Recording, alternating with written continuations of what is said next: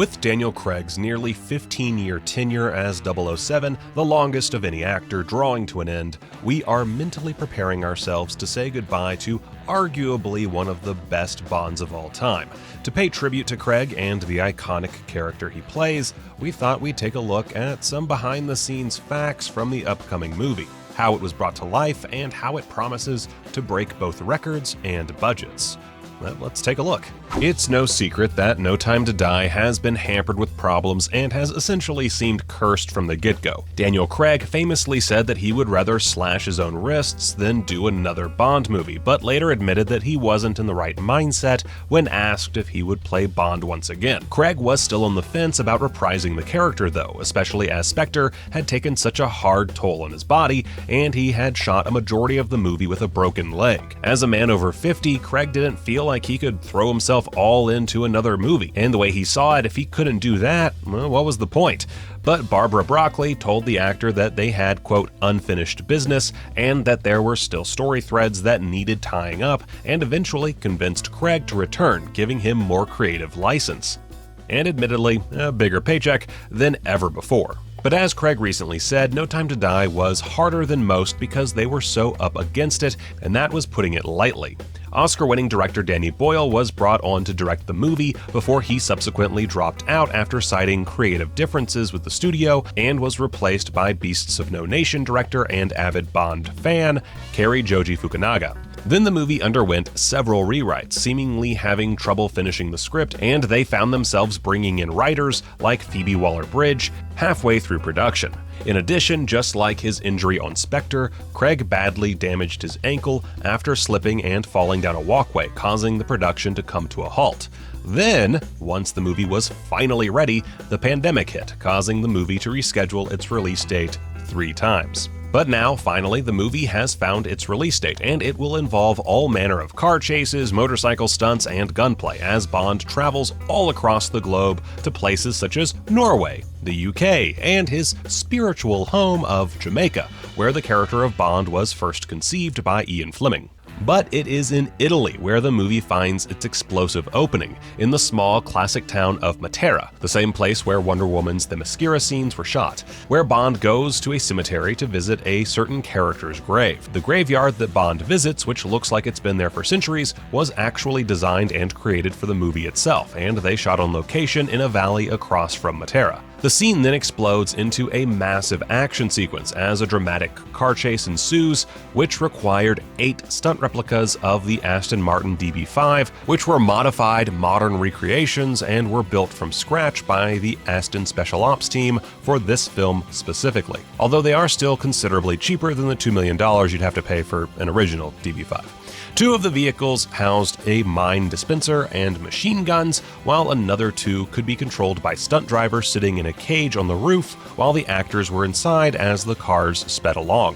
One of the best moments in this sequence, which can be seen in the trailer, is the donut scene, where the car's inbuilt machine guns fire as it slides around a tight circle of villains. The scene was done for real without the use of VFX, and while for the most part the donut driving was done by a stunt driver, Craig did perform some of the donuts all by himself, with Fukunaga saying that Craig would be up in the morning before everyone else got to set practicing doing those donuts.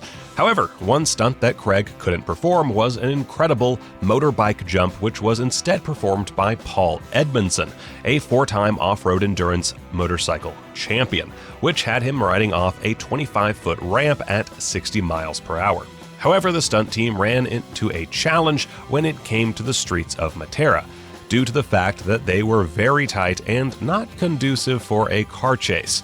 But even worse was the grip, and anytime rain would fall on the cobblestone streets, the roads would be like ice, which made riding the bikes in particular very difficult. To combat this, the stunt team sprayed 8,400 gallons of Coca Cola onto the streets and let it dry for 20 minutes before performing the stunts. The use of the soda actually made the grip 2 or 3 times better, although it also ended up costing them $70,000. Thankfully for the stunt department though, the movie had a budget of $250 million, so $70,000 on Coke isn't all that bad in total, especially when you consider what they used to spend on Coke. We're getting sloppy. The movie will also feature the new Land Rover Defender alongside other members of the Land Rover family, in an exciting action sequence that was set in Norway but actually filmed in Scotland. Stunt coordinator Lee Morrison said, "We pushed the Defender further than we believed possible to generate the maximum excitement and to give fans an insight into the uncompromising challenge of producing an incredible chase sequence, one which will involve helicopters, off-roading, and tons of explosions." Speaking of explosions, the first major explosion scene takes place in Russian scientist Valdo's laboratory and was created by linking butane canisters together and then setting them off with computerized detonators. However, the largest explosions to feature in the movie, which were done as a 3-in-1 shot, were filmed at the Ministry of Defense site on Salisbury Plain and were designed to replicate the impact of bunker buster bombs fired from a Royal Navy warship. The production used an absolutely massive 135.4 kilograms of explosives and are hoping that the explosion will be big enough to make it into the Guinness Book of World Records and beat the record they set with the 7.5-second explosion that ripped through Blofeld's lair in Spectre. Like the other Bond movies, Craig, despite his previous injuries and age, was set on doing his own stunts, and did just that. However, due to his ankle ligament injury, which he picked up early on in Jamaica, these stunts had to be pushed to the back end of the shoot, meaning Craig had to perform a string of difficult sequences in a row and had to undergo intense physical rehab in order to actually achieve them. To get back into Bond shape, Craig focused on getting his body ready by undergoing speed and agility training, mostly spending his time on the exercise bike. A regular day for Craig while filming the movie looked like this. Get up at 5:30 a.m., perform his exercise routine at 7 a.m., eat an energy-filled anti-inflammatory breakfast at 8, film from 9 a.m. to 7 p.m., taking time for lunch, snack breaks, and body recovery work, have a carb-heavy dinner at 7:45 p.m., and then do some last-minute work on the script before calling it a day at 10:30 p.m. Or, something like that.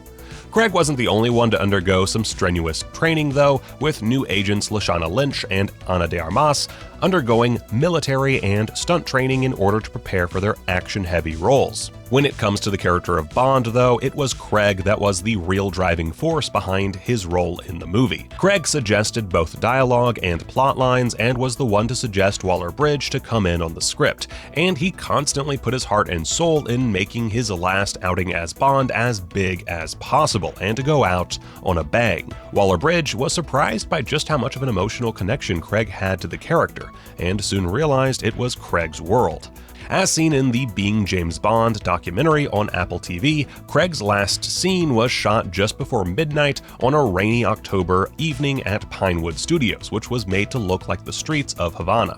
The scene was supposed to have been shot months earlier in the Caribbean, but had to be postponed due to the actor's injury. In a touching final speech given to the cast and crew, Craig said, "I've loved every single second of these movies, and that has been one of the greatest honors of my life." After the speeches had been made, which left Barbara Broccoli and Fukunaga emotional, the cast and crew apparently all went back to Craig's trailer, where they drank Negronis and Campari and tonic. I mean, it really should have been vodka martinis, shaken not stirred, but, it's a sweet moment, I'll give them that. Do I look like I give a damn? Barbara Broccoli has said that there has been no work started on Bond 26 or finding an actor to replace Craig with. Whenever they do cast a replacement, they will have some massive shoes to fill. Craig has proven his doubters wrong and has gone down as one of the best Bonds of all time. Thanks for the memories, Daniel. They've been a blast.